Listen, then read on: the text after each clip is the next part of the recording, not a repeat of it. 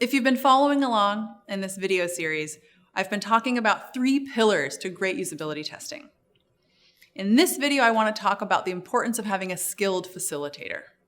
Now, the facilitator is the person who sits with your user and observes them as they're going through the interface or the product that you're testing. A skilled facilitator is one that knows how to stay out of the user's way and to not bias the user in any way.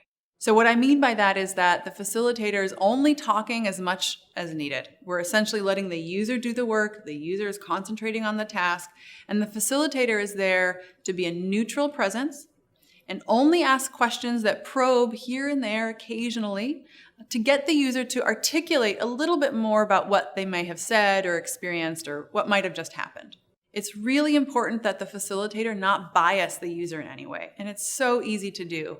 By simply calling attention to one aspect of the page or using jargon or terminology that appears on the site, any of that can actually get the user to pay more attention than they naturally would have, or to follow a path that they wouldn't have if they had just been on their own. So it's really important that we not bias the user and not ask any leading questions. The second important job of a facilitator is to make sure that the user feels comfortable. We're working with humans, and humans have emotions, and it's our job to make sure that people feel relaxed, that they don't feel judged or ashamed if they struggle with something. You might have users who are also testing a product that is sort of sensitive material for them. Maybe they're researching a nonprofit that's really close to their heart, or on a medical site looking up something for someone they're caring for. We have to be mindful of their emotions and how they might be feeling all throughout the process. Lastly, a critical part of being a great facilitator is the capacity to analyze and interpret results.